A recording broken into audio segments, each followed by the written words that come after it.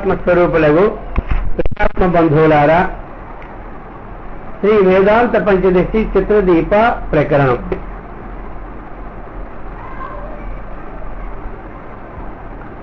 నిత్య జ్ఞానాదిమత్వేత్య సృష్టిరేవ సదా భవేత్తుం హిరణ్యగర్భ ఈశోతో లింగదేహేన సంయుతః. 111వ శ్లోకం.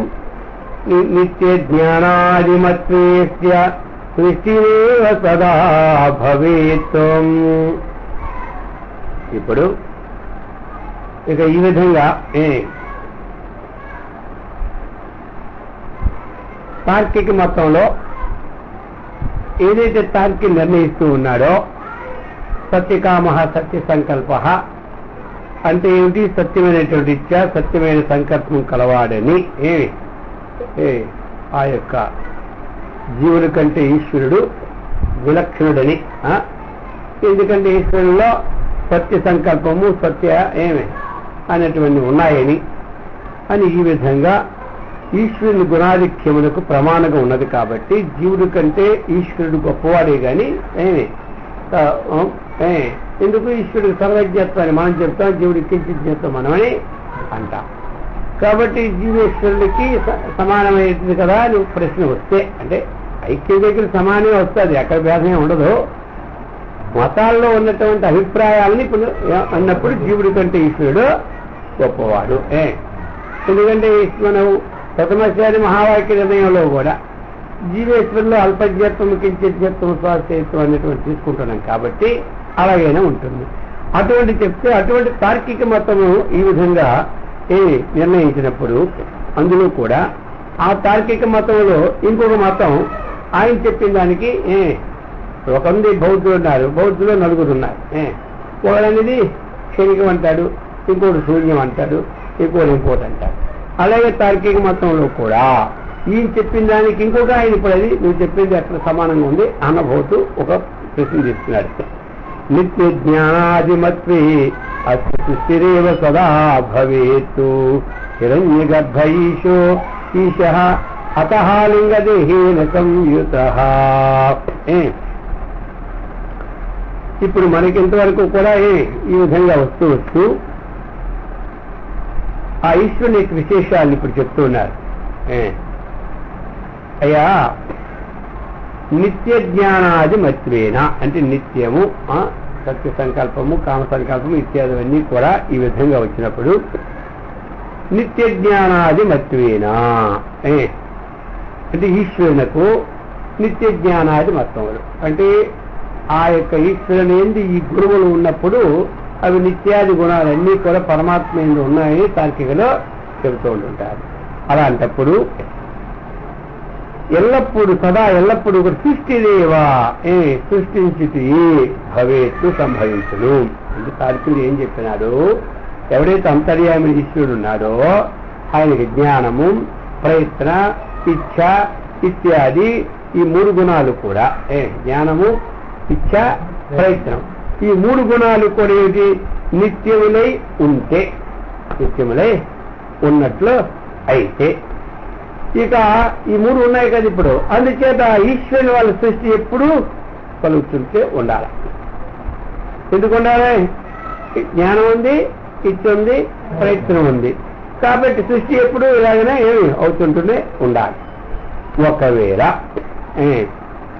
హిరణ్య గర్భ పైన కదా నిత్య జ్ఞానాదిమత్వే అస్య ఈశ్వరస్య సృష్టిదేవ సదా భవే అని పై చరణం చెప్పాడు. అలా అయితే ఇప్పుడు రెండవ చరణం చెప్పబోతున్నారు. హిరణ్య గర్భ ఈశః అతః లింగదేహేన సంయుతః. నేను చెప్పినటువంటిది కాకుండా ఇంకోలా తీసుకోమంటున్నారు. హిరణ్య గర్భుడే ఈశ్వరుడు తీసుకుంటే నీకు కొంతవరకు మంచిది చెబుతున్నారు. అందులో ఇంకొకడు హిరణ్య గర్భుడు, ఆయన్నే ఈశ్వరుడు అంతర్యామి అని తీసుకోమంటాడు. హిరణ్య గర్భుడే ఈశ్వరుడు కావలేననియో అతనే ఈశ్వరుడుగా ఉండాలి. అంతర్యామి ఈశ్వరుడు కానియలని అర్థమైందా? ఇంతవరకు అంతర్యామిగా చెప్పుకొస్తున్నాడు. అంతర్యామి ఈశ్వరుడు కాదని ఆ మతంలోనే ఉన్నటువంటి ఇంకొకడు ఆక్షేపణ చేస్తూ ఉన్నాడు.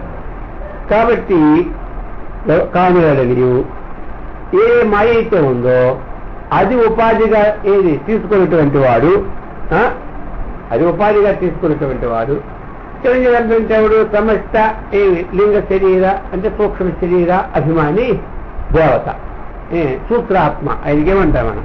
సూత్రాత్మ. అతడే ఏమి ఆ సూత్రాత్మయే ఇక్కడ మనకేటి చిరంజీవి గర్భుడు అని చెప్తున్నారు. అర్థమైందా? ఆ సమష్టి లింగ శరీర అభిమానమైనటువంటి పరమాత్మ ఎవరైతే ఉన్నాడో ఆ విధంగా వీరు ఏమి హిరణ్య గర్భుణ్ణి వాదిస్తున్నారు. ఇప్పుడు ఎక్కడికి వెళ్తే ఎక్కడ దేని మీద వెళ్తుంది మన ఉపన్యాసాలు? ఈశ్వరుడు ఒక్కొక్కరు ఈశ్వరుని ఏ విధంగా భావించుకుంటున్నారో అది వెళ్తుంది. అయిందా? ఇప్పుడు పతంజలి క్లేశకర్మ విపాకాశ్రీ అపరామృష్ట ఏ పురుష విశేష ఈశ్వర నిషరాయన ఎవరు?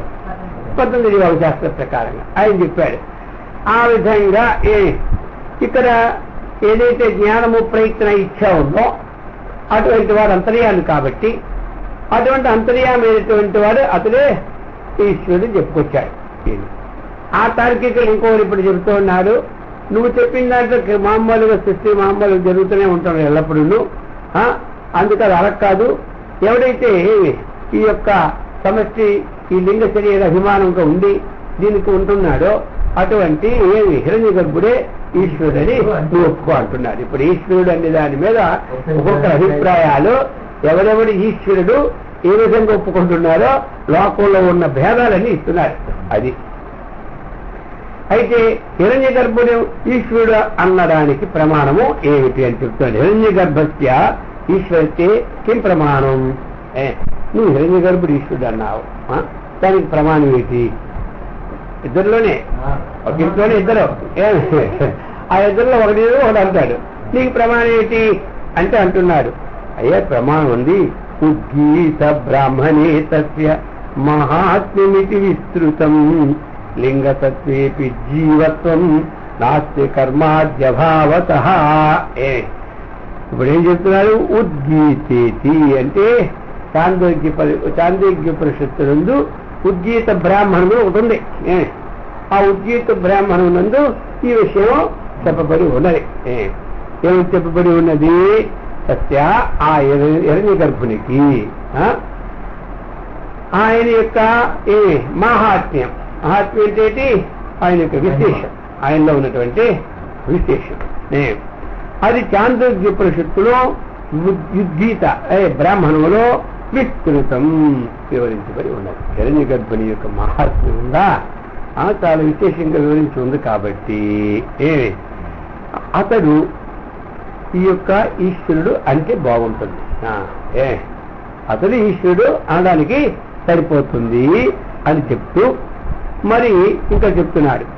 ఈ అస్య లింగతత్వేపి అస్య హిరణ్య గర్భస్య లింగతత్వేపి సూక్ష్మ శరీరము సతి సూక్ష్మ శరీరం ఉంటూ ఉండగా అంటే సూక్ష్మ శరీరమే ఆయనకి స్థానముగా కలిగి ఉన్నప్పటికీ అంటే అక్కడికిక్కడ తెలుస్తుంది అన్నమాట.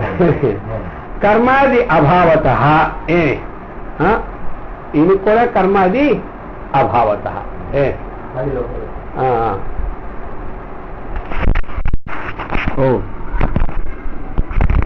ఇప్పుడు అది చెప్తున్నారు. ఇప్పుడు అర్థమైందా? ఇతడికి కూడా కర్మాది అభావత ఇది కూడా. ఎందుకంటే ఆయన చెప్పాడు క్లేశ కర్మ విపాకాతి అపరామృష్ట.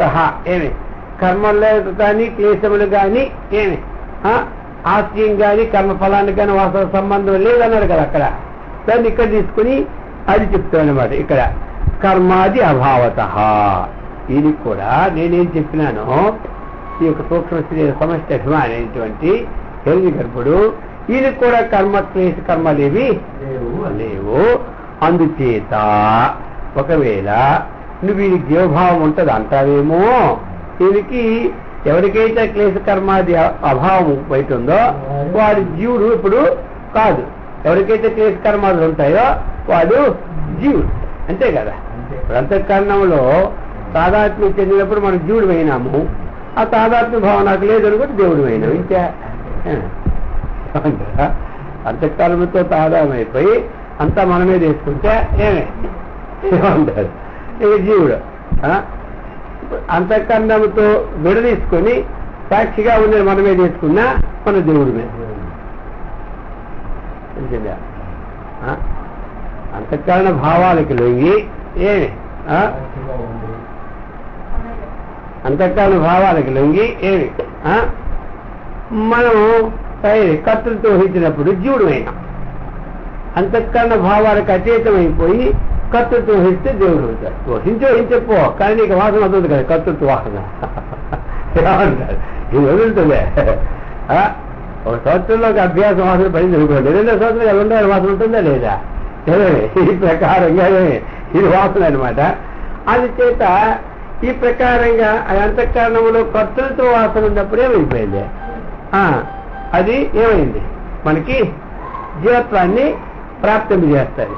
అది ఎప్పుడైతే మనకి లేదో అదేం చేస్తుంది, మనకి దైవత్వాన్ని ప్రాప్తి చేస్తుంది.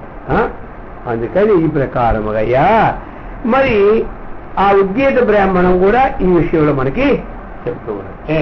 ఉద్గీత బ్రాహ్మణం ఆ సమష్టి సూక్ష్మ శరీర సంబంధ అభిమానం కలిగి ఉన్నా అవిద్యాది కామకర్మలేవి లేకపోవడం చేత ఆ హిరణ్య గర్భుడికి జీవత్వము లేదని హైరణ్య గర్భవాదులు మతం.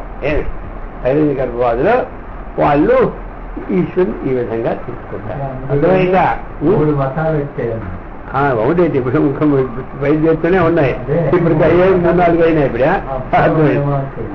ఇక ఇప్పుడు ఈ కొంతమంది ఏం చేస్తున్నారు చెప్తూ ఉన్నారు. కేవలం లింగ శరీరస్య స్థూలదేహం విహాయ అనుపలభ్యమానత్వాత్ స్థూల శరీర సమిష్టి అభిమాని విరాట్ ఈశ్వర ఇత్యాహ. కొంతమంది ఏం చెప్పబోతున్నారంటే ఈ కేవలం లింగ శరీరస్య స్థూలదేహం విహాయ ఈ స్థూలదేహాన్ని విడిచిపెట్టి అనుపలభ్యమానత్వాత్ శరీరం ఇంకా సూక్ష్మ బుద్ధి వీడు అర్థమైందా? నువ్వు ఏ లింగ శరీరం ఏంటి చెప్తూ ఉన్నావో ఆ లింగ శరీరం స్థూల శరీరాన్ని లేకుండా ఉంటుందా? నీకు ఏ లింగ శరీరం ఉందో ఆ లింగ శరీరం స్థూల శరీరం లేకుండా ఉండగలదా? మరి నువ్వేమో చెప్తున్నావు ఊరికి లింగ శరీరం ఈశ్వరుడు అంటున్నావు, స్థూల శరీరం లింగ శరీరం ఉండలేదు. స్థూల శరీరం ఉందంటే నీకున్నది వీడి ఈశ్వరుడు అన్నారు కానీ ఆయన ఈశ్వరుడు అంటే ఏమైనా నీకుందా తెలివి అడుగుతాడు కూడా వచ్చి వాడు దాన్ని నమ్ముకుంటాడు. నీకు లింగ శరీరం అన్నావు, నువ్వు లింగ శరీరం ఈశ్వరుడు, నువ్వు స్థూల శరీరం లేకుంటే చెప్పు. అప్పుడు నువ్వు చెప్తే ఈ స్థూల శరీరం లేకుండా నీ లింగ శరీరంతోనే నీ నీళ్ళు తాగేది ఇచ్చేది పుచ్చుకుండేది ఇంటికి వెళ్ళేది వచ్చేది ఇవన్నీ జరిగితే నువ్వు ఈశ్వరుడు అంటే బాగుంటాయి. అర్థమైందా? నీవు ఏది లేకుండా ఈ ప్రకారంగా అని కొంతమంది ఏం చేశారు ఇక్కడ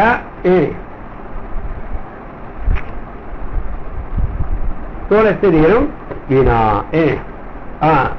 ఈ స్థూల దేహం వీణ. అర్థమైందా? చెప్తున్నారన్నమాట. కేవలం లింగ శరీర స్థూల దేహం విహాయ అనుపలభ్యమానత్వాత్. నీకు స్థూల దేహం వినా లింగ శరీరం అనుపలభ్యం అంటే ఆ లభింప కానందువల్ల స్థూల శరీర సమిష్టి అభిమాని విరాట్ ఈశ్వర అని చెప్పంటారు. అది చెప్పబోతున్నాడు అక్కడ ఈ శంకలో. ఆహా స్థూల దేహం వినా లింగదేహో నక్వాపి దృశ్యతే వైరాజో దేహ ఈశః అత సర్వతో మస్తకాదికాన్. సర్వతః మస్తక అంటే సరిపోతుంది. అత సర్వతో మస్తకాదిమాన్. అర్థమైందా? అందుకు స్థూల దేహం వినా లింగదేహో నక్వాపి దృశ్యతే. క్వాపి ఎక్కడా కూడా స్థూల దేహం లేకుండా లింగ శరీరము చూడలేదు అక్కడ. అందుచేత వైరాజో దేహ ఈశః విరాట్ అనే పేరు బట్టి అంటే సమష్టి ఈ స్థూల శరీర అభిమాని దేవత ఎవడంటే విరాట్. ఆ విరాట్ని ఏం చేస్తావు నువ్వు? ఈశ్వరుడను. అది బాగుంటుంది కానీ ఇది బాగోదు. అందుకని వాళ్ళు దాన్ని ఈశ్వరుడు అనుకుంటారు. అర్థమైందా? అత సర్వతో మస్తకాజమాన్. ఏమయ్యా మరి దానివల్ల ఇతనికి అంతటా వ్యాపించింది విరాట్ది. మన పురుషోక్తి చెప్తుందా లేదని నేను కూడా ప్రమాణం చూపెడుతున్నాను కదా. నువ్వేదో ప్రమాణం చూపెట్టావు చాంద్రోగ్యోపనిషత్తులో, ఉద్గీత బ్రాహ్మణంలో నువ్వు చూపెట్టినావు. నేను అదే వేదంలో చూపెడుతున్నాను. సహస్రశీర్షం దేవం విశ్వాక్షం విశ్వశంభువం సహస్రశీర్షా పురుష సహస్రాక్ష సహస్రపాత్ సభూమి విశ్వతో వృత్వా అత్యతిష్ట దశాంగులం అని ఈ విధంగా సహస్రశీర్ష ఇత్యేవంచ. సహస్రశీర్ష ఇత్యేవంచ విశ్వత చక్షురిత్యపి శృతం ఇత్యాహు అనిశం విశ్వరూపస్య చింతకాః అని శ్లోకం ఆయన చెప్పాడు. విశ్వరూపస్య చింతకాః ఏమి విశ్వరూపాన్ని చింతించినటువంటి వాదులు వాళ్ళు ఏమన్నారు? స్థూల శరీరమే మనకి ఈశ్వరుడు. సమష్టి స్థూల శరీర అభిమాన దేవత ఎవరైతే ఉన్నాడో అతడే మనకి ఈశ్వరుడు. ఎందుకంటే స్థూల శరీరం చెప్పారు. ఆయనకి సహస్ర కళ్ళున్నాయి, సహస్ర చేతులున్నాయి, కాళ్ళున్నాయి, బుక్కులున్నాయి, ఒకటి ఉంటే ఒకటి ఉండదండి, అన్నీ ఉంటాయి. ఏమంటారు? ఈ ప్రకారంగా చెప్పారు. ఆయన ఉదాహరణ చేస్తున్నాడు. వీళ్ళెవరు? వీళ్ళు విరాట్ ఉపాసకులు. వాళ్ళెవరు? వాళ్ళు హిరణ్య గర్భోపాసకులు. ఒకరొకడు ఇది ఉపాసకులు అనేక రకాలు కదా. ఉపాసకుడు వీడు ఒక స్థితిని పొందుతాడు, వాడు ఒక స్థితిని పొందుతాడు. వీడికి పునర్జన్మ, వారికి పునర్జన్మ. అర్థమైందా? ఈ పూర్వపారం అంతా కూడా తెలుసుకుంటే కదా మరి. ఈ విధంగా లోకంలో అనేక మంది అనేక రకాలు. మన మనసు కొట్టి వచ్చింది అనుకో, ఇది ఏదది ఇదే కదా బ్రహ్మ అనుకుంటే అదే బ్రహ్మ అనుకుంటాం మనం. అర్థమైందా? ఇది వీడు గొట్టోడైతే 10 మందిని పోగేసుకుంటాడు, దాన్ని 10 పేపర్లు పుట్టిస్తాడు, ఇది మళ్ళీ ప్రచారం చేస్తూనే ఉంటుంటాడు. మరి వారు కోటీసులు చేతులు పడిపోయాడు కొన్ని పేపర్లు. అర్థమైందా? ఓ మొత్తం అని ఉంటా, వాడు డబ్బులు లేవంటే అన్ని బండి గోడల మీద బొమ్మలు వేసేస్తాడు. అయిపోయాది. ఇంకెత్తి ఇక టీవీలోకి ఇచ్చాడంటే ఇంకా అర్థం రోజు చూసి అందరూ కూడా ఇది వీడియో అనేస్తాడు. ఇలా వచ్చింది ఆఖరి మనకైతే. అర్థమైందా? అందుకని చెబుతున్నారా అది చెప్తున్నారు. విరాట్ పురుష ఉపాసన ఇందు ఇంకోటి ఇంకో వాదం చెప్తున్నాడు. అది ఎవరు అది చెప్తున్నాడు. అత్రాపి దోష దృష్ట్యా దేవతాంతరమూలం అన్నాడు. అయ్యా అత్రాపి దోష దృష్ట్యా దేవతాంతరమూలం అత ఇత్యాహ. అత్రాపి అంటే నువ్వు ఏ విరాట్ పురుషుడు చెప్పినావో ఆ ఉపాసన ఎందుకు తప్పు కనిపిస్తున్నదయా అని ఆ వాదాన్ని ఇంకోటి చెప్తున్నాడు. సర్వతత్వాదిపాదత్వే కిమ్యాదేరపి చేత శేషతాం తతశ్చతుర్ముఖో దేవయేవేషు నేతరప్పుమాన్ అంటున్నాడు. అర్థమైందా? అయ్యా సర్వతత్వాని పాదత్వే నువ్వు కాలు చేతులు సామాన్యంగా క్రిమ్యాదేరపి క్రిమి కీటకాదులు ఎందుకు కూడా బిడ్డ ఈశత ఎవరో క్రిమ్యాదేరపి చ ఏమి క్రిమ్యాదేహే అంటే క్రిమి కీటకాదులు ఎందుకు కూడా ఈశత్వము ప్రాప్తిస్తూ ఉన్నది. ఈశత్వము నువ్వు చెప్పినావా? ఏమి వాటి ఎందుందా? క్రిమికీటకాదులు ఎందుకో లేదా? మరి కాలు చేతులు లేవు, కాలు చేతులు లేవు, క్రిమికేట ఎన్నో ఉన్నాయి కాలు చేతులు క్రిమికీటకాలు. నువ్వు దీని ఈశత్వం ప్రాప్తిస్తావు. ఇదన్నిటికన్నే చతుర్ముఖో దేవయేవ ఈశన్యధరభుమాన్. అదైందా? నువ్వు అన్ని చేత చతుర్ముఖ బ్రహ్మదేవులు మాత్రం ఈశ్వరుడు మొత్తం పెట్టుకో అంటారా? ఇంకేమన్నాడు వీడు? ఆ చతుర్ముఖుడైన బ్రహ్మయే ఈశ్వరుడు ఉచితంగా కనబడుతున్నది. కానీ నువ్వు చెప్పి ఈ విరాట్టు ఆ విరాట్టు ఇదంతా బాగుంది చెప్తాడు.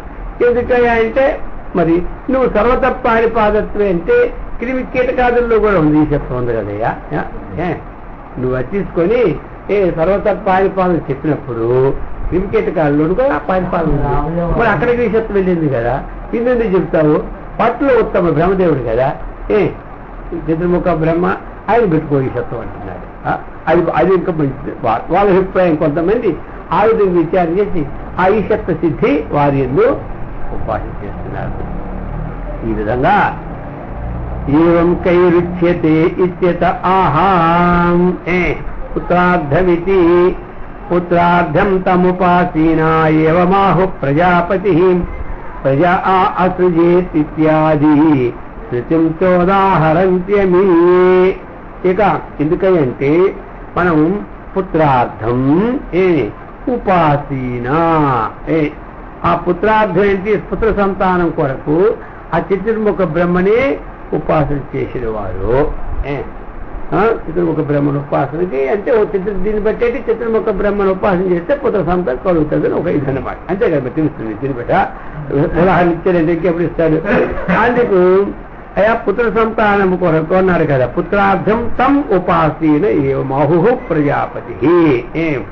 పుత్రార్థం అంటే పుత్ర సంతానం కొరకు ఉపాసీనా ఉపాసన ఎవరైతే చేస్తున్నారో వారు ఏం ఈ విధంగా చెప్పబోయే విధముగా ప్రజాపతి అంటే ఈ చతుర్ముఖ బ్రహ్మోపాసకులు ఈ బ్రహ్మదేవుడే అసృజిత ఇదంతా సృష్టించారు. కాబట్టి ఇక ఈశత్వ సిద్ధి అన్నటువంటిది బ్రహ్మదేవునికి సిద్ధిస్తుంది కానీ ఇంకోళ్ళకే సిద్ధించదు భార్య చెప్తున్నాడు. ఎందుకు చెప్పింది? అది ఏ బ్రహ్మాన్ని తెలుసుకుంటే కదా అక్కడ. ప్రజవాడు చిత్రాక్యం పట్టుకొని ఏడుస్తున్నాడా? ప్రజాపతి ప్రజాపతి ప్రజా అసృజత అన్నాడు. ప్రజాపతి ప్రజా అసృజత అంటే ప్రజాపతి ఏంటిది? బ్రహ్మదేవుడు. ప్రజా అంటే ప్రజలని, అసృజిత అంటే సృష్టించాను అన్నాడు. కనుక బ్రహ్మదేవుని ఈశ్వరుడు అనవలేదు అని చెప్తున్నాడు. అర్థమైందా? కూడా ఈ ప్రకారంగా ఆ స్థితిని తీసుకున్నాడు. అందుకని అసలు బ్రహ్మదేవుడికి సర్వానికి ఆధారం మీద వరకు ఉపాసన తెలుసుకోవాలి కదా విచారణ. ఎందుకంటే వీడు కొంచెం విచారణ తెలుసుకుని అక్కడితో ఆగిపోకుండా ఆ సమగ్రంగా విచారణకి వెళ్తే గానీ తెగదు. వీళ్ళందరూ కుంఠితంలో ఉన్నారు, అకుంఠితానికి వెళ్ళలేదు కదా. వీళ్ళందరూ కుంఠితం అకుంఠితానికి వెళ్ళలేదు కదా ఎవడు కూడా. అందుకే అన్ని ఖండించేస్తున్నారు. ఎక్కడెక్కడ ఉన్నటువంటి వాళ్ళందరూ కూడా ఇదంతా ఇది విశాలమైన హృదయ భావంతో కాదు, అంటే ఇది దీర్ఘ విచారణతో కారణాన్ని తెలుసుకోకుండా కార్యాన్ని పట్టుకుంటున్నారు కానీ కారణాన్ని పట్టుకోలేదు. అది ఆ విధంగా ఇప్పుడు భాగవత స్వరూపమైన చెప్తున్నారు. ఈ విధంగా భాగవత మతంలో తీసుకొచ్చాడు. ఇక ఇప్పుడు మనకు కొన్ని సందేహాలకు వస్తాడు ఏమిటి ఇక్కడ అర్థమైందే. అక్కడికి ఇక్కడికి వస్తున్నాడు ఇప్పుడు. విష్ణుర్నాభి సముద్భూతో వేదా కమలజస్తధాం విష్ణురేవ ఈశ ఇత్యాహో లోకే భాగవత జనా. అర్థమైందా? వారి తమ్ముడి రంభోజికి నిఘాలు అంటాడు తెలుగులో. ఆ విధంగా చెప్తున్నాడు. అయ్యా ఏమి నీ సంగతి? ఆయన ఎక్కడున్నాడు, ఈయన ఎక్కడున్నాడు తెలుసుకున్నావా? అసలు బ్రహ్మదేవుడు ఎక్కడి నుంచి వచ్చాడు, ఎక్కడున్నాడు? నువ్వు బ్రహ్మదేవుడు వల్ల బ్రహ్మ అసలు ఎవరు పుట్టాడో తెలుసా? బ్రహ్మ ఎలా పుట్టాడు తెలుసా? వాళ్ళు అవుతాడు. నువ్వు బ్రహ్మదేవుడు ఈశత్వ సిద్ధి ఇస్తే బ్రహ్మ ఎలా పుట్టాడో తెలుసా? చెప్తాను నేను. కమలజహ కమలునందు కమలాత్ జాయితీతి కమలజహ అటువంటి కమలమునందు వేదాహ అంటే బ్రహ్మదేవుడు విష్ణోహో నాభి సముద్భూత. అర్థమైందా? విష్ణు నాభి నుండి పుట్టాడు బ్రహ్మదేవుడు. నువ్వు బ్రహ్మదేవుడికి ఈశత్వ సిద్ధిస్తానంటున్నావు. కారణాన్ని వదిలేసి కార్యానికి ఇస్తున్నావేటి? అర్థమైందా? ఎక్కడి నుంచి ఎవరు పుట్టాడో వారికి మానేసి ఇదే. అందుకని అందుచేత మహావిష్ణువే నువ్వు ఈ పత్రానికి ఈశత్వ సిద్ధి చెప్పు, అది బాగుంటుంది. ఇప్పుడు అది చెప్పు అని చెప్తున్నాడు. ఎవరు? భాగవత భక్తులేదు వాళ్ళని. ఆ భాగవత భక్తులందరూ కూడా నీవు ఈశత్వ సిద్ధి ఈ మహావిష్ణువుకే కానీ ఇంకోరికే దగ్గరకు.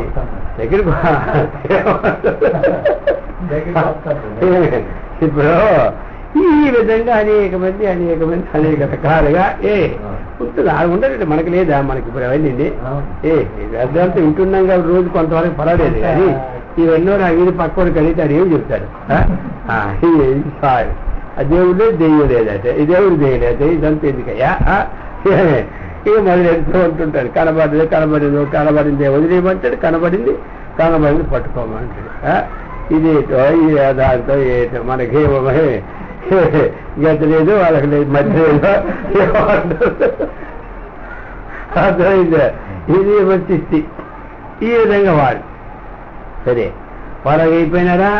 ఇప్పుడు శైవానాం మతం ఆహా, ఇప్పుడు ఇక వైష్ణవ మతం చెప్పేసినాడు అర్థం భాగవతుడు. ఇప్పుడు శైవ మతం చెప్తున్నాడు.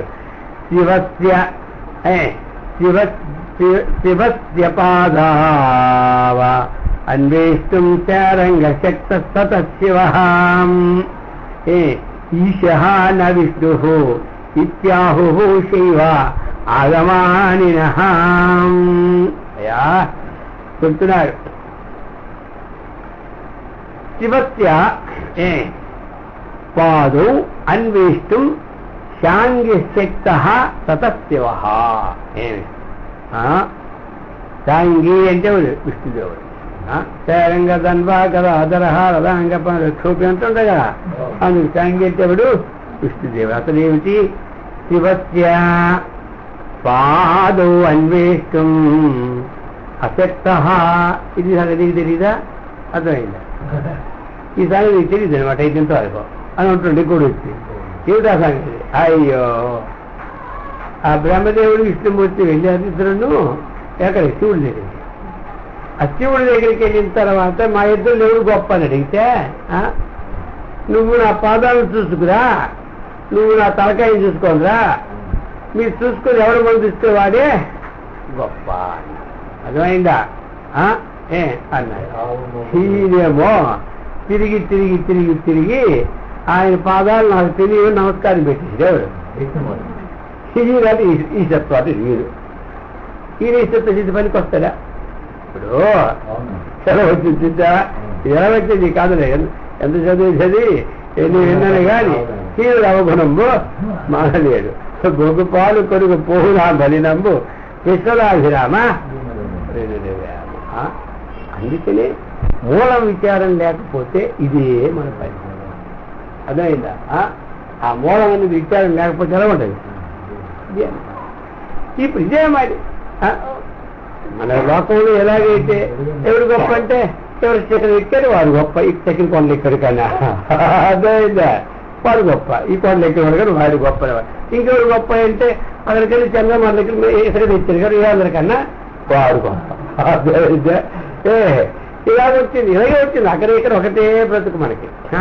ఇప్పుడు వీరు చెప్పినారు ఆ శివుడి పాదాలు వెళ్ళి వెళ్ళి వెళ్ళి వెళ్ళి ఆఖరికి ఇక నీ ఆ పాదాలు చూడలేక వచ్చినటువంటి విష్ణుమూర్తి నువ్వు గొప్ప అంటావా అంటారు. ప్రహ్లాదుడేమో ప్రహ్లాదుడికి హిరణ్యకశిపుడు చెప్పినట్లే నువ్వు ఎల్లప్పుడూ కూడా విష్ణు విష్ణు విష్ణు సస్తున్నావు. ఆయన సంగతి అయితే నువ్వు తెలుసుకున్నావు, అసలు తెలుసుకున్నావు. మీ కథనాన్న వెళ్ళాడు ఎక్కడికి? వైకుంఠం. వైకుంఠం వెళ్తే విష్ణు ఎక్కడ అడిగితే అర్థమైందా? వస్తాడని తెలిసి ముందే పారిపోయినాడు ఎవడు? ఈయన వస్తాడని తెలిసి మొత్తం అక్కడి నుంచి పారిపోయినాడు. ఆ పారిపోయిన రక్షించగలడా ఎవడు? పారిపోయినటువంటి విష్ణువు నాకు ఇష్టం రక్షిస్తుడంటాను. ఏం బుర్ర బుద్ధి కొంచెం ఉండాలి కదా ఉంటుంది. ఇలా ఉంటుంది. ఆయన పారిపోయాడు, ఈయనకి ఆయన రక్షించగలరా అంటాడు. అందుకని అసలు తెలుసు కదా వాళ్ళకి ఇష్టం అంటే ఎవడో, శివుడు అంటే అర్థం ఏమిటో బాహ్యార్థాలను పట్టుకొని ఎరిచినటువంటి వారు ఎందుకు ఖండిస్తున్నాడు. ఎంతవరకు ఏమి ఈ బాహ్యార్థంతోనే ఉంటున్నావు, నామరూపాత్మ జగత్తులో ఉన్నట్టే కదా. శివుల్లో లీనమైనా విష్ణువులో లీనమైనా నామము రూపమే. ఏదైతే ఆకారం ఉందో అది నామరూపాలకు అతీతమైన చెప్తూ ఉంది కదా శాస్త్రం. మరి ఇప్పుడు నామరూపాతీతుడు అయినావా? అవలేదా? ఇప్పుడు ఇది విషయం. అంతేకాని ఆత్మజ్ఞానం కలిగిన తర్వాత నువ్వు ఉపాసన చేసుకో. మొదటి ఉపాసన చేశావు ఇదేని, మరి ఆత్మజ్ఞానం కలిగిన తర్వాత ఉపాసన చెయ్యు. నీకు ఆ ఉపాసన ఏమి ఆ తత్వానికి తత్వం సంబంధంగా ఉంటుంది. ముందు ఉపాసన నీకు అంతవరకు తీసుకొచ్చింది. నువ్వు ఆత్మజ్ఞానం కలిగిన తర్వాత నువ్వు ఉపాసన చేసినా నీకేమి ఏదో పని చేయద్దా లేదా? ఆత్మజ్ఞానం కలిగిందయ్యా, ఉద్యోగం చేస్తే లేదా? మరి ఉద్యోగం చేస్తే ఉపాసన చేస్తే జ్ఞానం కన్నా భిన్నంగా అంటే ఉద్యోగం చేస్తే జ్ఞానం కన్నా భిన్నం కదా. ప్రారంభంలో ఉన్నాడు ఉద్యోగం చేసుకోడు, ప్రారంభంలో లేనివాడు ఉపాసన చేసుకోడు, తప్పేం వచ్చింది? అర్థమైందే. ప్రారంభంలో పని ఉన్నాడు, పుట్టు కోసం ఉద్యోగం చేసుకోవాలి కదా. ప్రారంభం వాడికి పుణ్య ప్రారంభం ఉంది, ఐశ్వర్యం ఉంది, నువ్వు ఖాళీ కూర్చొని వస్తే ఉపాసన చేసుకో, తప్పేముంది? నీకు దోషమేలే. ఉపాసన చేస్తే ఆత్మజ్ఞానికి ఒక మెట్టు దిగిపోయింది, కానీ జ్ఞానం కలిగిన తర్వాత ఉపాసన చేస్తే మెట్టు దిగేవాడు కాదు. జ్ఞానం నీ పని ఇంకా నీకు హాయిగా ఉంటావు చక్కగా. జాగ్రత్త అవస్థలో కూడా సత్వగుణంతో వర్జితుకొని ఉంటుంటావు. తమోగుణ అవస్థలో పడుకున్నప్పుడు తమోగుణంలా కాకుండా నీకు జాగ్రత్త అవస్థ సత్వగుణంతో వర్జితులు ఉంటుంటా. శాస్త్రం ఏమొచ్చింది? చేస్తే పని చేయు, లేకపోతే ఉపాసన చేయు, లేకపోతే ఉపాసన మాని. నువ్వు ఉపాసన మానేసినా నీకేం నష్టమో లేదు, నువ్వు ఉపాసన చేసినా నీకు నష్టమో లాభం ఏమీ లేదు. నువ్వు ఆత్మజ్ఞానం కలిగింది, 4 గంటలు ఉపాసన చేసి లాభమా? జ్ఞానం లేనుక లాభ నష్టాలు ఉంటాయి, కానీ జ్ఞానం కలిగిన వాడికి లాభం లేదు, నష్టం లే. టైం పాస్ టైం పాస్ కోసం వేసి పల్లెలు తిన్నట్టు అనమాట. ఉపాసన చేసుకోవద్దాలే. నువ్వు ఉపాసన మళ్ళీ మొదలెట్టావా, నీకే జ్ఞానం ఉంది, పక్క వాళ్ళు అన్నారు అనుకో నీకే నష్టం. నీకే నష్టం. నీ జ్ఞానం వెళ్ళిపోయింది, ఉద్యోగం కలగొని మాని ఆ డబ్బులు వస్తాయి కదా, అందుకొని బుక్స్ కోసం నువ్వు ప్రార్థన ఖాళీ కూర్చుని నీకేం పని? కూర్చొని రోడ్డు మీద మాట్లాడుకుని కూర్చుంటే ఏమొస్తుంది? అర్థమైందే. నువ్వు ఖాళీగా ఉంది, నువ్వు రోజు నువ్వు కూర్చొని పేపర్లు పట్టుకొని చూసుకుంటే ఏమొస్తుంది? ఏకాంతంగా హాయిగా ఉండు. నువ్వు ఉపాసన కూడా అప్పుడు ఏం ఉపాసిస్తావు? ఆ భావం నేను ఉపాసిస్తావు, అంతే కదా. ఇంకేం ఉపాసన వస్తుంది? లేదు, ఆ భావం అన్యమైన నీకేం నష్టం లే. ఎందుకంటే సర్వం కలిగి బ్రహ్మ, నువ్వు దేని చూస్తే అదే బ్రహ్మ. ఆ బ్రహ్మకారం నీకంటే భిన్నగా మట్టి మొత్తం నీకంటే భిన్నకారం తెలిసిపోయింది. నువ్వు మట్టి మొత్తం నువ్వు ఉపాసన చేసి నీకే నష్టమే. అర్థమైందా? ఎందుకంటే వాడికి అభిన్నత్వం సిద్ధించింది, ఈ వారికి వచ్చిన నష్టం వచ్చింది. అది అందుచేత ఈ విధంగా ఇక్కడ శివస్య పాదు అన్వేష్టం సాంగశక్త తతశివ ఈశ నా విష్ణు ఇత్యాహు. ఎవరు? శైవ ఆగమ మానిన శివభక్తులందరూ కూడా ఈ విధంగా శైవాగమ ప్రకారముగా పరమేశ్వరుని ఈశ్వరుడిని తగిన వాళ్ళు అంటున్నారు. అంతవరకు వచ్చిందా? ఇప్పుడు గణపతి భక్తులు కోరుకుంటున్నారు. ఇప్పుడు ఏ శివుడు కోసం అర్థిస్తుంది? నీకేమైనా అర్థం ఉందయ్యా?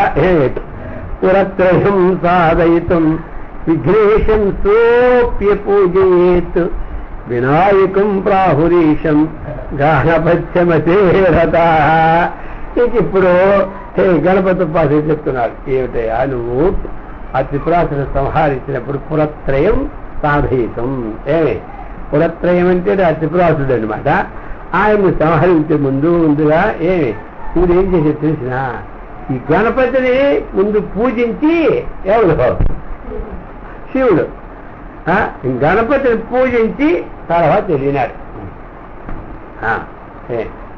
మరి గణపతిని శివుడు పూజించలేదంటే ఏమంటారా?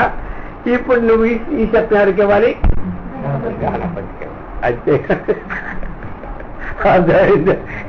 బ్రహ్మదేవుడు పుట్టిస్తే ఇష్టమూర్తి నాటి నుంచి పుట్టాడని, ఇష్టమూర్తి ఈ శబ్దం ఇస్తే వాళ్ళు ఒప్పుకోలే. అది కూడా అసలు భక్తులు. మా ఈశ్వరుడు యొక్క పాదాలు చూసి రమ్మంటే చూడడానికి శక్తిగా వెళ్ళిపోతే కూర్చొని ఈశ్వరుడికి ఈ శక్తి ఎక్కడ వస్తుందిరా, ఇన్ని పడిగలడు ఆయన చెప్పేసినారు. అర్థమైందా? సరే, ఇంక గణపతి భక్తులు ఏం చేసినారంటే ఇది అంత అసలే కుదరదు, అసలు త్రిపురాసు సంహారంలో వాళ్ళు జయించడానికి ముందు గణపతిని పూజ చేసి ఆయనకు జయమని చెప్తే ఈ పూజ వల్ల ఆయనకు వచ్చింది కదా మొట్టమొదట. అందుకని ఈయన మాత్రం శివత్తు కుదరదు వాడికి అన్ని చేసినారు. అర్థమైందా? ఇది కథ. ఇక అంతకని ఇవన్నీ చెప్పుకోవాలంటే ఇంక ఇలాగా ఇక వెళ్తూనే ఉంటుంది. వాడిని కోడు వీరిని కోడు, దానికి ఒక అంతో ఉండదు. ఇక అది చెప్తున్నాడు. ఈ ప్రకారంగా ఉక్త న్యాయమన్యత్ర అతి అతిదిశతి. ఏమే ఇప్పుడు ఏదైతే ఈ మతాభిమానం చేత బహుజనులు అనేక వాదాలు చెప్తూ ఉన్నారో అనేక మతిని బట్టి ఈ యొక్క అభిప్రాయాలన్నీ కూడా ఏర్పరచుకొని ఉన్నారు. ఎందుకంటే వాళ్ళు దృష్టి కనబడుతుంది, వాళ్ళే తప్పలే ఏమంట. ఎవడు గొప్ప అంటే శివుడు గొప్ప అంటే శివుడు పూజ చేసేది ఈ విఘ్నేశుడికి, ఆయన గొప్ప ఏంటి? 33 కోట్ల దేవతలు కూడా పూజ చేస్తూ ఉన్నారు ఎవరిని? విఘ్నేశుడిని. మనం కూడా చేయలేదు, ఏ పని ప్రారంభించినా విఘ్నేశుడికి. మరి మొదటి విఘ్నేశుడికి ఎవరు పూజ చేస్తున్నా వారికి ఈశ్వత్వం ఇవ్వాలి, కానీ ఇంకోటికి ఇస్తే అట్లా కూర్చొని వాళ్ళు ఆ భక్తుల వాళ్ళ ఈ విధంగా ఏవమన్యే స్వపక్షాభిమానేన అన్యథా మంత్రార్థవాద కల్పాదీన్ ఆశ్రిత్య ప్రతిపేదిరే. ఏవం ఈ విధముగా అన్యే మరికొందరు ఉన్నారు, భైరవాద ఉపాసకులు కొంతమంది ఉన్నారు. ఇంకా వాళ్ళు ఉపాసకులు తెచ్చుకున్నామంటే కావదు, వాడు ఇంకోటి చెప్పి వీడు ఇంకోటి చెప్తుంటారు. అర్థమైందా? ఈ ఉపాసకులు అందరూ కూడా ఇక స్వస్వ పక్షాభిమానీనా అని దీన్ని ఆశ్రయించినారు. ఆ అభిప్రాయం, ఆ మతం చేత, అభిమానం చేత అన్యథా అనేక రకరకాలైనటువంటి మంత్రముడి అర్థాలు, అలాగనే కథలు, అలాగనే స్థల పురాణాదులు, ఆ విధంగానే అనేకమైనటువంటి ఈశ్వరునిగా ఉపాసించినారు. అర్థమైందా? ఈ విధంగా చెబుతూ ఉన్నారు. ఈ విధంగా చూస్తే ఏవం కతి మతాని ఇత్యాసంఖ్య. ఈ ప్రకారముగా ఎన్ని మతాలు అంటే చెప్తున్నాడు, ఇక లెక్కలేని మతాలు ఉన్నాయన్నారు. అర్థమైందా? ఆ మతాలకి ఇంకొక 5 పేజీల గ్రంథం రాసిన చాలు. అందుచేత అంతర్యామినమారభ్య స్థావరాంతేశవాదినః సంతి అశ్వత్థార్కవంశాదేః కులదైవత్వ దర్శనాత్. తీసుకొచ్చారు పిపీలికాది బ్రహ్మపరించి ఎలాగైతే మనం అంటామో ఆ విధంగా అంతర్యామినం ఆరభ్య. మొట్టమొదట ఎవడైతే అంతర్యామితో ప్రారంభమైంది ఈశ్వరుడు అనేటువంటి వాడు, అతడు ఎవడు? అంతర్యామి అని. కాబట్టి అంతః యమనం, నియమనం అంటే అక్కడ ఉన్నటువంటి దాన్ని చక్కగా అనుభవించడానికి శాసనకర్త కాబట్టి అంతర్యామి. అక్కడ యమ ప్రయత్నే నియమాన్ని చేస్తున్నాడు కదా. అందుచేత మన ప్రారంభ కర్మ ఫల భోగాలు మనం తప్పించుకోవడానికి కొంచెం అంతగా ఉండి ఆయన్ని శాసిస్తున్నాడు. కాబట్టి అక్కడి నుంచి ప్రారంభించి ఆరభ్య స్థావరాంత ఈశావాదిన. ఇది అక్కడి నుంచి వచ్చారనుకోండి, కిందకు వచ్చారనుకో, వాళ్ళేనైతే ఇది కొట్టుకుంటారు మిగతా వాళ్ళు. అర్థమైందా? ఇప్పుడు భగవంతుడు ఏం చెప్పాడు? అశ్వత్థః సర్వవృక్షాణాం దేవర్షీణాంచరాత్నారద. సరే, మానవులు అందరూ కూడా ఆ యొక్క రావి చెట్లు పూజిస్తున్నారు, తులసి చెట్లు పూజిస్తున్నారు, చిల్లేరు చెట్లు పూజిస్తున్నారు, ఆ పుట్టలను పూజిస్తున్నారు, పిల్లానికి పాలు వేసి నీళ్ళు పోస్తున్నారు, ఆ గొట్టలు దేవుడు అంటున్నారు. ఇంకా గ్రామంలో పోయినాడు అనుకో, ఆ పోతే వాడు రాయి పెట్టుకుంటాడు, ఈ దేవతే మాకు కానీ ఎందుకంటే ఏది లేని ప్రపంచంలో వాడు అంటున్నాడు. అంతే కదయ్యా, ఇది ఎంతవరకు వచ్చింది ఇప్పుడు? అందుకు చెప్పానమాట. అంతర్యామి ఆరభ్య స్థావరాంత ఇదన్నీ ఇంతవరకు వచ్చిందనమాట. అది ఏమిటంటే అశ్వత్థ అర్క వంశాదేహం కులదైవత్వ దర్శనాత్. చెట్లలోనూ అలాగనే తీసుకొచ్చారు కొన్ని వృక్షాలన్నమాట. ఇంకా అలాగే కులదైవత్వ దర్శనాత్. ఇప్పుడు ఏమి చెప్పండి, ఆ కులదైవానికి కొబ్బరికాయ కొట్టకాయ పెళ్లి దీనే తీయడనమాట. అర్థమైందా? తర్వాత నువ్వు బ్రహ్మాండంగా తీసుకెళ్ళి అక్కడ పెట్టు, వాడు ఒప్పుకోడు. ఇక ఏం చెప్తాడు? ఇక రకరకాలు ఇక ఈశత్వ స్థితి కోసం ఈ విధంగా బయలుదేరినాయి. అందుచేత నన్ను ఏం మతభేదే కస్య ఉపాధేయత్వం కస్య వాహేయత్వం ఇత్యాశంక. అర్థమైందా? ఈ ప్రపంచంలో ఉన్నారు కదా, ఇందులో ఏ అభిప్రాయం తీసుకోవాలో, ఏ ఒక్క అభిప్రాయం విడిచిపెట్టాలో అనేకంగా బయలుదేరుతారు. అంతే కదా. మరి విన్న అభిప్రాయాలు ఉన్నాయి. ఇప్పుడు ఏ అభిప్రాయం మనం పాలు కావాలా? ఈ విచారించిన తర్వాత ఏ అభిప్రాయం మనం వదలాలి, ఎవరు వదలాలి? ఈశత్వానికి అత్యాధిక అభిప్రాయం ఏది గ్రహించాలి, ఈశత్వం అన్నటువంటిది ఎవరెవరికి సంబంధం పడదు అన్నటువంటిది శంక వస్తాయి. ఆ సమయంలో చెప్తున్నాడు, తత్వనిశ్చయకామీన న్యాయాగమ విచారిణాం ఏకైవ ప్రతిపత్తి స్యాత్ ప్రాప్త్యత్ర స్ఫుటముచ్యతే అని చెప్తున్నాడు. అర్థమైందా? ఈ విధమైన శంక ఏమిటి? ప్రపంచంలో అందరూ ఉన్నారు, అందరికీ అన్ని మతాలు ఉన్నట్లు మనకి తెలుస్తూ ఉన్నాయి. మరి ఇందులో గ్రాహ్యమైన మతములేవి, అగ్రాహ్య మతములేవి అని ప్రశ్న వస్తే అప్పుడు ఈ శ్లోకం తత్వనిశ్చయ కామేనా న్యాయాగమ విచారిణాం ఏకైవ ప్రతిపత్తి స్యాత్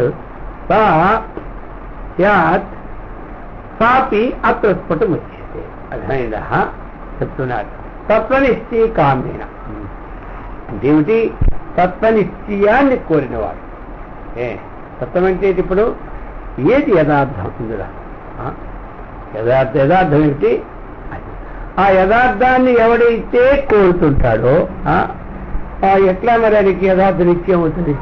అప్పుడు న్యాయాగమ విచారిణాం చక్కగా న్యాయ విచారాన్ని వేదాంత విచారాన్ని ఉండాలి. కొంచెం నిత్యం చేసేటప్పుడు తర్కం చదువుకోవడం వేదాంతాన్ని ఈ రెండు ఉంటే అటువంటి వాడు ప్రతిపత్తి ఆ తత్వనిశ్చయం ఏకైవ ఒక్కటే ఉండదు. తత్వనిశ్చయం ఉంటుంది, ఒక్కటే ఉంటుంది. కాపి ఆ నిశ్చయ బుద్ధి ఏదైతే ఉన్నదో ఆ తత్వనిశ్చయ బుద్ధి అత్ర ఈ చిత్రదీపిక ఎందు స్ఫుటం ఉచ్యతే. అయా ఆ దాని ఎందు ఏవైతే ఉన్నాయో ఆ తత్వదీప సందేహాలు ఏవి ఉన్నాయో అక్కడ అటువంటి ఈ చిత్రదీప ప్రకరణంలో ఆ సందేహాలన్నీ పోయినట్లు చెప్పబడతాయి. మైందా అని చెప్తున్నాడు. మధ్య మధ్యలో చిత్రదీప ప్రకరణ యొక్క ప్రాముఖ్యతని కూడా ఇస్తూ ఉన్నాడు. ఎందుకంటే వారి అధికారులను అనుసరించి ఆ బోధ సౌకర్యార్థంగా ఈ చిత్రదీపమున్నవన్నీ స్పష్టీకరింపబడతాయని చెబుతూ ఉన్నాడు. ఇప్పుడు ఏం చెప్తున్నాడు? తామేవ ప్రతిపత్తిం దర్శితుం తదనుకూలాం శృతిం పఠతి. తామేవ ప్రతిపత్తిం దర్శయితుం. ప్రతిపత్తి అంటే ఏమిటి? తత్వనిశ్చయం అన్నమాట. మన ప్రతిపత్తి అన్న అర్థం వచ్చింది తత్వ నిశ్చయం. అందుకు తామేవ ప్రతిపత్తిం ఆ యొక్క నిశ్చయాన్ని తెలపడానికి ఇక తదనుకూలాం శృతిం దానికి అనుకూలమైనటువంటి స్థితిని చెప్తున్నారు.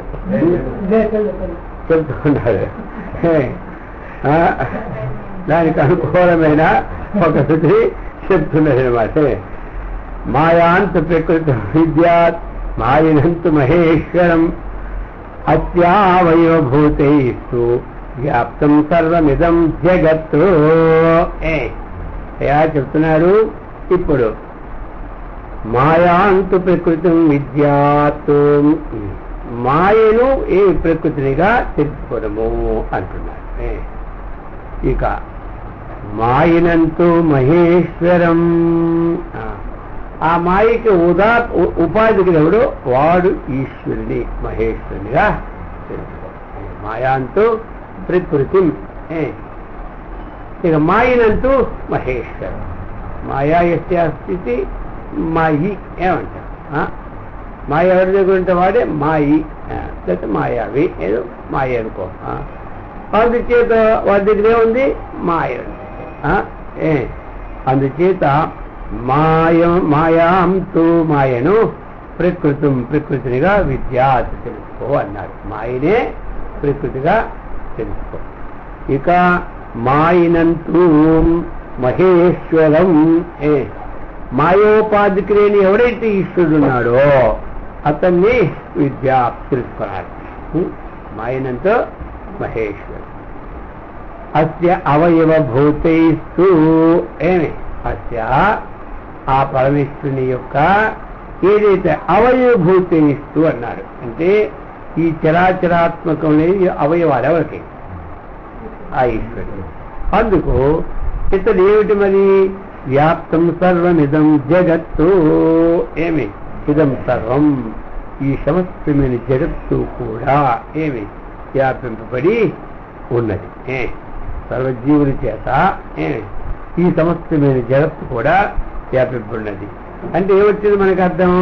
మాయ అనేటువంటిది జగత్తునికి ఉపాదాన కారణం. అయిందా?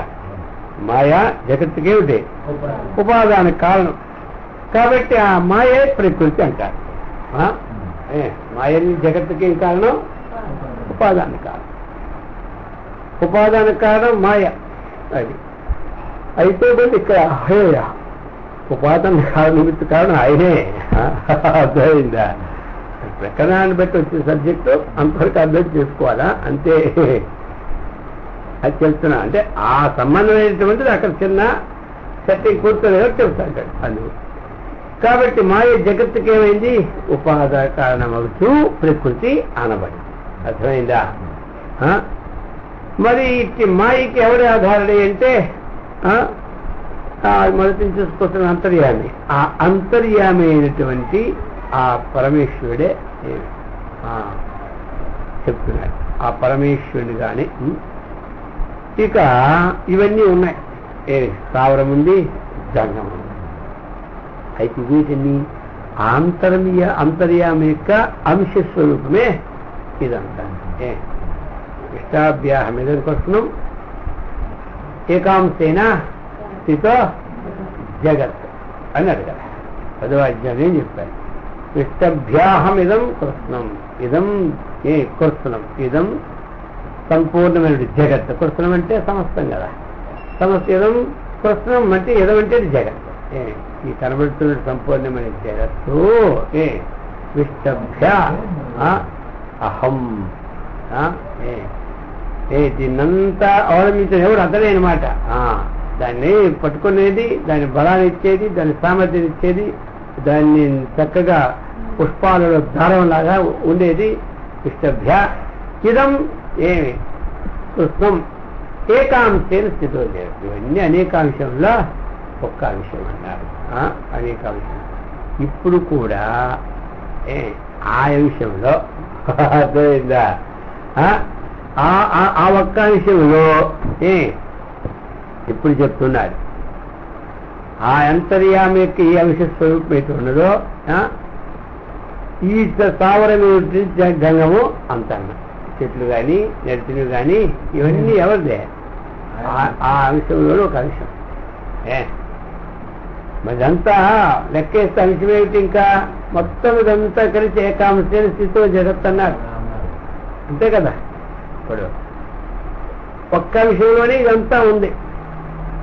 మరి అంతఃకరణంలో మనకు ఉన్నటువంటి ఏదైతే అంతర్యామి, అతనికి ఇవన్నీ ఏమిటి? ఇప్పుడు అవయవాలు. అతనికి ఇవన్నీ ఏమి? అవయవాలు. ఇవన్నీ అవయవాలు. ఒక్కొక్క అవయవం ఒక్కొక్క అంశం. ఒక్కొక్క అవయవం ఒక్కొక్క అంశం తీసుకో. ఆ అంశంలో అనేక అంశాలు ఇవన్నీ అనమాట. అందులో అనేక అందుకే అనేకాంశం చెప్పి ఏకాంశ స్థితితో జగత్ అన్నాడు. నా యొక్క అనేకాంశంలో ఏకాంశ స్థితితో జగత్ అన్నాడు. అది కారణం. అందుచేతి ఇప్పుడు చెప్తున్నాడు ఆయన యొక్క ఇటు మాయకు ఆధారమైనటువంటి అంతర్యామి ఉన్నారు. అతను మహేశ్వరుడికి అంతరాత్మిక అవిశస్వరూపుడి ఉన్నారు. అటువంటి సంగమ స్థావరాత్మక ఏదైతే స్వరూప ప్రపంచం ఉందో ఆయన చేత వ్యాపించి ఉన్నది. కాబట్టి నువ్వు విచారణ ద్వారా ఎవరు నిర్ణయించాలి? ఈ నిర్ణయించాలి. ఎవరిని? మహేశ్వరుడు అనేటువంటి ఈ మాయాంత ప్రకృతి విద్య మాయనంటూ మహేశ్వరుడు. మాయనంటూ అంటే అర్థం మనకు వచ్చినట్టు ఈ సమస్తానికి కూడా ఆధార భూతం. అది అలా తీసుకోవాలి మన అర్థాన్ని. అలా తీసుకొని ఏం చేయాలి? అప్పుడు చెబుతున్నారు. ఏతత్ శృత్య అనుసారేణ ఈశ్వర విషయ నిర్ణయ. ఇటువంటి శృతి అనుసారంగా ఈశ్వర విషయాన్ని నిర్ణయించారు. మాయోపాధి అయినటువంటి వాడెవడో ఆధారభూతుడు అతను ఈశ్వరానిగా తీసుకోమన్నాడు. తీసుకొని ఇప్పుడు చెప్తున్నాడు. ఏతత్ శృత్య అనుసారేణ ఈ శృతి ప్రకారంగా న్యాయ నిర్ణయాన్ని చేయడానికి తగి ఉన్నావు. ఇంకోలా చేస్తే నువ్వు అనేక రకాలుగా భిన్నమైపోతా. అందుకు ఇప్పుడు ఇది శృత్యనుసారేణ న్యాయో నిర్ణయ ఈశ్వరీం తథా సతి అవిరోధ స్యాత్ స్థావరంతే శవాదినాం. చెప్తున్నాడు ఇది శృత్యనుసారేనా అంటే పైన చెప్పబడినటువంటి ఏదైతే ఉన్నదో ఇంకొక ముందు చెప్పుకున్నాం కదా శ్లోకంలో, ఆ శృతి ప్రకారముగా ఈశ్వరీ నిర్ణయ, ఈశ్వర విషయంలో నువ్వు నిర్ధారణ చేసుకో. ఏమిటి? మాయాంత ప్రకృతి విద్య, మాయనంతో మహేశ్వరం, అది చేసుకో. ఇది ఒక న్యాయయుక్తమై ఉంటుంది. ఇదేమిటంటే న్యాయానికి సంబంధంగా ఉంటుంది. ఎందుకు శృతి కూడా ఈ విషయం చెబుతూ ఉన్నది ఉపనిషత్తు రూపంలో. అయితే ఆ విధంగా తథాసతి అంటున్నాడు. ఆ ప్రకారంగా ఉన్నందువల్ల ఏమి అవిరోధ స్యాత్, విరోధం మాత్రం లేదు, ఉండదు. అది విరోధము ఉండదని చెప్తూ ఉన్నాడు. ఎందుకు? స్థావరాంత ఈశవాదినాం, స్థావరాంత వృక్ష పర్యంతము కూడా ఈ సర్వభూతములకు ఈశ్వరుడు అతను. అయితే వీళ్ళందరూ ఒకటి పెట్టుకొని ఇతని ఈశ్వరుడు, అతని ఈశ్వరుడు, అతని ఈశ్వరుడు, ఇతని ఈశ్వరుడు అని స్థావరాంత ఈశ్వాదినాం, చెట్టు చేమల నుండి ఆంతర్యాయం వరకు ఉన్నటువంటి దాని పేరు పెట్టాడు వాదులందరూ స్థావరాంత ఈశ్వర వాదినాం అని. కానీ అటువంటి వాళ్ళందరికీ ఇది విరోధం లేదంటారు.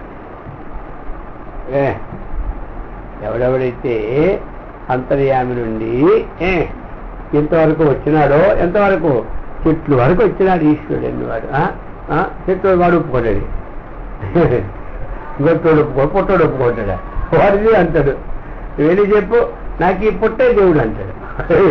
దానికి ఇంకా చెప్తాడు. ఇక అందుచేత వాళ్ళందరికీ సమ్మతమైనయ్యా ఈ విధంగా శాస్త్ర విచారం చేస్తే అని చెప్తున్నాడు. ఇప్పుడు ఈ విధంగా సర్వభూతములను ఈశ్వరుడిని వాదం చేయవారికి ఏది స్థావరాంత పర్యంతము అంతటిని వ్యాపించినటువంటి వాడు ఎవరున్నాడో అటువంటి వాడు అంటే ఇప్పుడు స్థావరాంత పర్యాదులు తన మతాలను చెప్పుకొని ఎవరైతే భావిస్తున్నారో ఇటువంటి వారందరూ కూడా ఇది తీసుకుంటే, ఏది తీసుకుంటే ఈ శుద్ధి చెప్పారు కదా, ఆ ముక్కు గుర్తు పెట్టుకోవాలి. మాయాంతో ప్రకృతి విద్య, మాయనంతో మహేశ్వర. అటువంటి అనుసారముగా ఉన్నప్పుడు ఇది సర్వసమ్మతమే ఉంటుంది అన్నాడు. ఇదేంటంటే సర్వజన సమ్మతమైన వాక్యం ఇది. ఇది సర్వజన, ఎవరికి ఇది అభిప్రాయం రాదు. దీన్ని స్వీకరిస్తే అలా అభిప్రాయం వస్తుంది. వచ్చినా ఇది అన్నిటికీ అనుకూలమైనటువంటిది ఉంది కాబట్టి సమన్వయం చేసుకోవాలి. ఇప్పుడు మాయాస్వరూపాన్ని నిరూపణ చేస్తున్నారు. ఇంతవరకు ఏం చెప్పారు? మాయ నివసం చేసుకున్నటువంటి ఈశ్వరుడు. అలాగంటే మనకు అర్థమైపోవాలి, చుట్టూ తిరగకుండా అర్థమైంది ముఖంలో. మాయ నివసం చేసుకునేవాడు ఈశ్వరుడు. అటువంటి వాడిని నీవు ఈ ఈశ పదానికి తీసుకుంటే నీ ఎవ్వరు మతానికి విరోధం లేదు, విరోధం లేదు. ఇది యథార్థం అంటారు. విరోధం ఉన్నా లేకపోయినా యథార్థం ఇదే అంటారు. అందుచేత ఇంతవరకు ఇప్పుడు చెప్పి మరి ఆ మాయా స్వరూపాన్ని ఇప్పుడు చెప్పబోతున్నాడు. మాయా ఇయం తమో రూప తాపనీయే తదీరణాత్ అనుభూతిం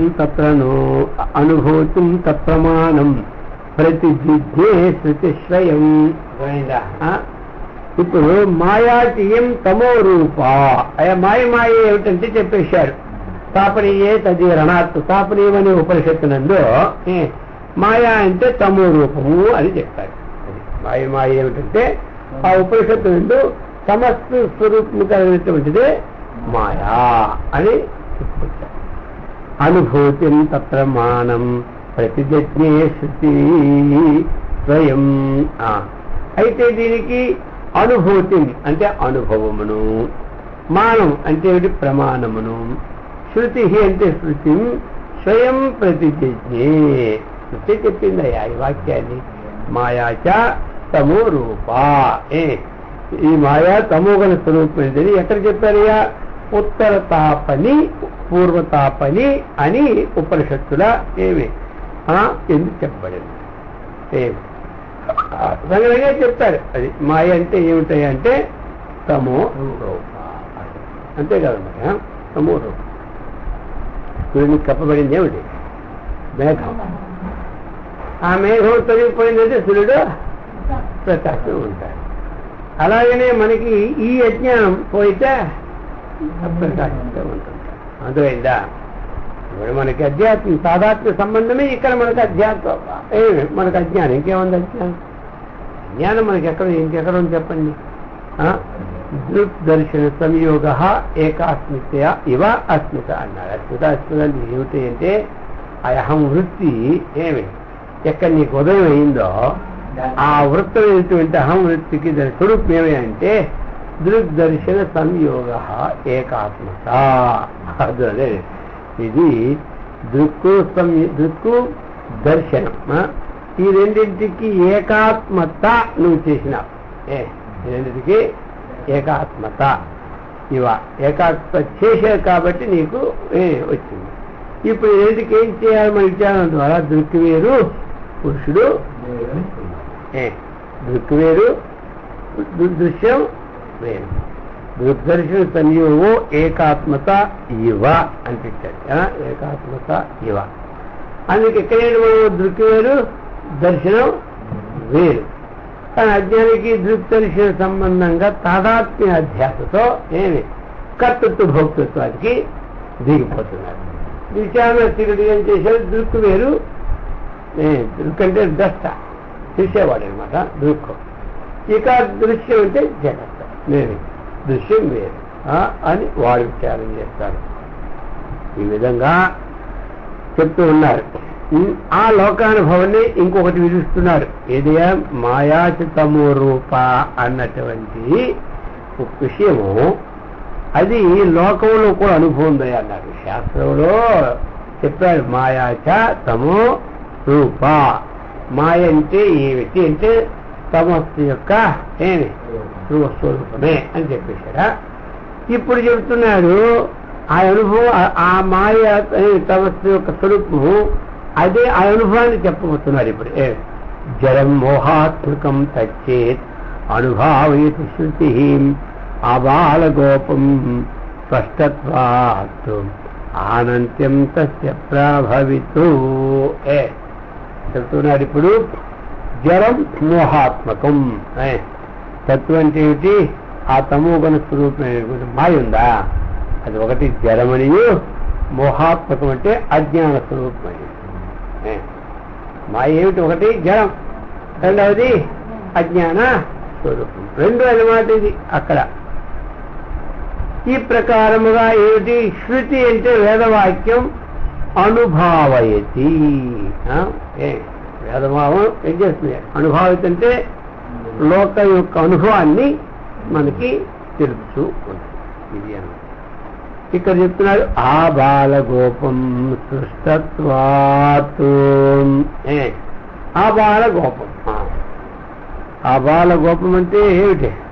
పిల్లవాడు మొదలుకొని గోళ్ళవాడు వరకు పిల్లవాడు మొదలుకొని గోళ్ళవాడి వరకు అన్నాడా? ఈ ప్రకారంగా ఆ బాల గోపం, గోపం అనేవి ఆ విధంగా అర్థమవుతుంది. స్పష్టత్వాత్. స్పష్టత్వాత్ అంటే తెలిసినందువల్ల, అందరికీ తెలిసినందువల్ల. ఇక వేదవాక్యంకి ఇది తెలిసినందువల్ల మాయకు అనంత్యం. మాయకేమిటి? అనంతత్వం. మాయకు అనంతత్వం. వేదవాక్యం అబ్రవీత్ చెప్పింది. మాయకు అనంతత్వం అని వేదవాక్యం కూడా చెప్పింది. అంటే ఏమిటి అసలు మనకి మాయ అనేది ఏమిటి? జడస్వరూపము. అది అందరినీ ఏమిటి? మోహింప చేస్తుంటారు. మోహం చేస్తుంటే అజ్ఞానం. అదే కదా, ఒకటి జడస్వరూపం, రెండోది అజ్ఞానం. కాబట్టి వస్తువు యొక్క జ్ఞానం కలిగితే మోహం లేదు. వస్తువు యొక్క అజ్ఞానం చేతనే మోహం. అంతే. అక్కడ రజిత ఎందు సుప్తి ఎందు ఏంది కనబడుతుంది. ఆ వస్తువు యొక్క జ్ఞానం లేదు కాబట్టి అక్కడ మోహం సరే. అదే ఇప్పుడు వస్తువు యొక్క జ్ఞానం కలిగిపోయినాక ఇంకొకరి మోహం ఉండదు. అది అధిష్టాన సత్తా యొక్క జ్ఞానం కలగకపోతే ఏమవుద్ది? ఇది మోహమే. ఇక్కడ కూడా మనకి అక్కడ ఏ అధిష్టాన సత్తా రాదు. పావును తీసుకుంటే కానీ మోహం అక్కడ అనుకోక తాడు మోహం భయం. అది చుట్టూ రైతులు తీసుకుంటే ఆ రైతు కనపడింది. ఎలాగో కొనాలనుకున్నాడు పాపం 4 ఎకరాలు. ఇవరు కనపడేసి కదా సంతోషం వరకు దిగిపోతున్నారు కాలం. అర్థమైంది కదా వారికి ఎంత సంతోషం, మా సంతోషం. ఆ విధంగా అక్కడ వాడు వెళ్ళారు పాపం ఉంది అక్కడ లేదు. అదే మోహం. అది చెప్పిన మోహం అదే మోహం. అది చెప్తూ ఉన్నాడు ఇప్పుడు. ఈ విధంగా మోహం తదే తజ్జరం మోహాత్మకం అనంతం. మాయ అనేది జలస్వరూపమైనది. రెండవది అందరినీ మోహమిచ్చేస్తున్నది. మూడవది అనంత స్వభావమైనది. ఎందుకు అనంత స్వభావం అన్నాడు? మాయ అనాది, పరమాత్మ అనాది, అవిద్య అనాది, జీవుడు అనాది, జీవేశ్వర పద్ధం ఇవన్నీ మామూలు అనాది. కాబట్టి ఇప్పుడు అది ఏది అనాది అయిందో అది అనంతం. సరే అది ఎంతవరకు కానీ తర్వాత ఇచ్చారన అర్థమైందా? అది ఎంతవరకు ఇప్పుడు ఉంది స్వర్గం అక్కడ చెప్పేశాడు. అమృతత్వం ఆశ్రయితే అన్నాడు. ఇప్పుడు స్వర్గలోకంలో అమృతత్వం ఆశ్రయితే అన్నాడు. అమృతం అంటే సాపేక్షంగా నిరపేక్షకం కాదు, అంతే కదా. అక్కడ స్వర్గలోకి వెళ్ళినవాడు అమృతత్వాన్ని పొందుతున్నాడు అన్నాడు. అంటే వాడు అయితే అమృతత్వాన్ని పొందిపోతున్నాడు అంటే వాడు అమృతత్వాన్ని పొందుతున్నాడు. మానవ కాలేదా? అందుకని ఒక అపేక్షతో అమృతత్వం అన్నారు. మటిమరికి పోకుండా మటిమరికి రాకుండా కొంతకాలం హాయిగా సుఖంగా 400 సంవత్సరాలు 500 సంవత్సరాలు అపేక్షతో ఉన్నాడు. కాబట్టి మాటిమాటికి పుట్టి తెచ్చేవాడు మృతత్వం. 500 సంవత్సరాలు వాడు అన్నీ ఉంటాడు అమృతత్వం అంటారు. దీని అపేక్షించేస్తాడు. రోజు పుట్టి తెచ్చేదానికన్నా ఎక్కువ కాలం వాడు ఉంటున్నాడు కాబట్టి దాని పేరే మీరు అమృతత్వం పెట్టారు. అర్థమైందా? అంతేగాని అమృతమా? అమృతం కాదు. ఆ విధంగా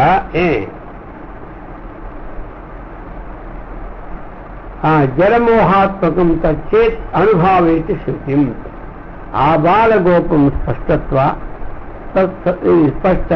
ఆనంత్యం తస్య తథా బ్రవీత్. అంటే ఇక్కడ 3 ఇచ్చాడు. ఆనంత్యం అనేది ఇక్కడ మనకి భ్రమలా కనబడుతుంది. అంటే రెండుదేవి మనకి ఈ 2 మనకి జలము మోహాత్మక అర్థమైపోయాయి. అర్థమైందా?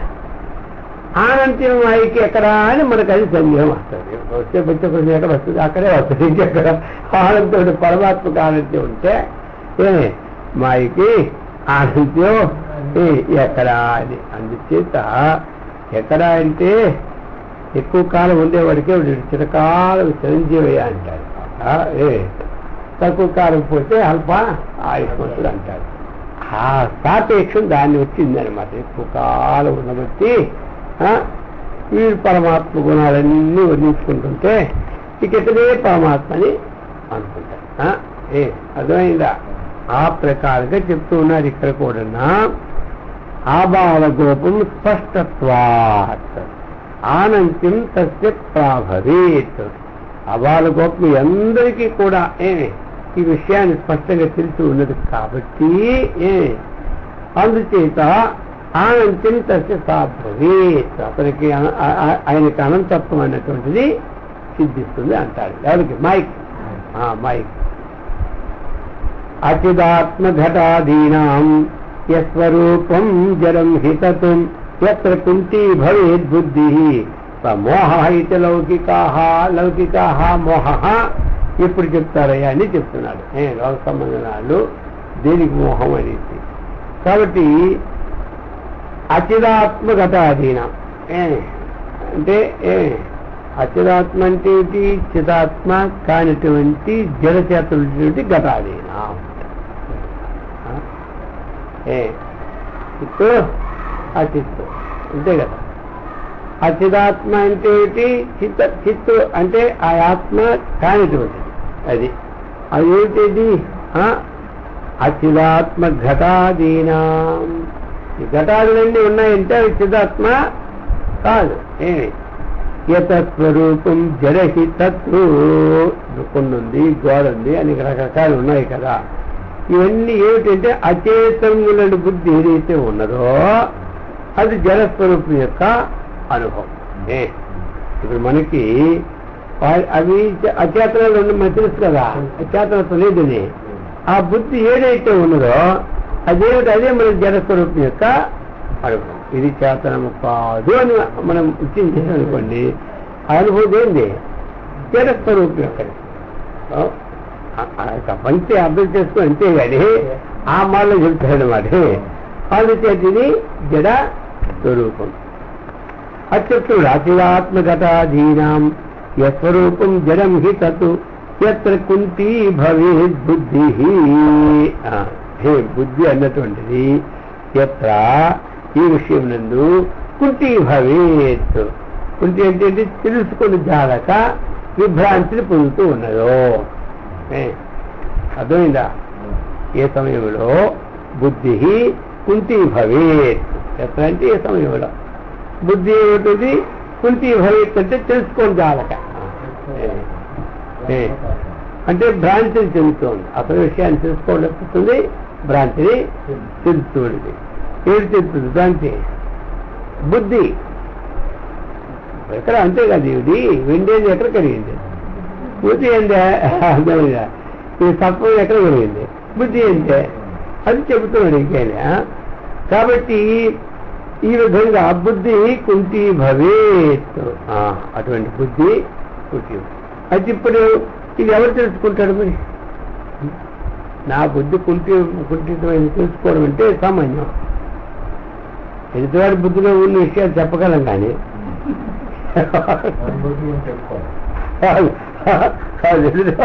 కొన్ని విషయాలు చెప్పగలం, కానీ మన బుద్ధిలో కొద్దిగా చెప్పలేము. ఎందుకంటే మనకి అమానం. అమానం ఎక్కడ కాదు, అవమానం. అర్థమైందా? అందుకనే కొంతమంది లోపల చెప్తారు. మరి కొంతకాలం సాధన చేసి ఆధ్యాత్మిక వారు గబాన్ 10 మంది ఈ లోపం చెప్పలేరు. ఇన్నిసార్లు వాళ్ళకే లోపాలు పోవచ్చు. మనకు మాత్రం పోతాయా? అబ్బో మనకి పోయి 60 పడతాయి అంటారు పక్కోడు. అర్థమైందా? ఇప్పుడు క్లియర్గా చెప్పేస్తారు వాడు. అయ్యా ప్రయత్నం చేస్తున్నాయి కానీ నాది లోపం ఉంది అంటే, నా లోపం ఉంది అంతటి ఈ ప్రకృతికి అంత బలం ఉంది. వాడు నిరూపిస్తాడు. అదేనమాట. వాడు ఒప్పుకొని కూడా నిరూపిస్తాడంటే ఇది ఎంత ప్రయత్నం చేసిన దాటలేకపోతుందంటే అర్థమేమిటి? ఆ యొక్క ప్రకృతి యొక్క బలము ఏమి అలా ఉంది. అందుకే ఆ బలాన్ని మనం దాటాలి అంతే అని ఆ విధంగా వాడు మనకి ఏం చేస్తాడు? చెప్తూ ఉంటుంటాడు. ఈ విధంగా నేను అచిదాత్మ ఘటాదీనాం యస్వరూపం జడం హి తత్ ఎత్ర కుంతి భవేద్ బుద్ధి స మోహ ఇది లౌకికాహ. వాళ్ళు ఏం పేరు పెట్టారు? ఇప్పుడు కొండ ఉంది, గోడ ఉంది, మొదలైనటువంటి ఎన్ని ఉన్నాయి కదా. ఈ అచేతం ఏవైతే ఉన్నాయో బుద్ధి అవి ఏది కాదో అదేమిటది? జడస్వరూపం యొక్క అనుభవం అంటే అదంతా.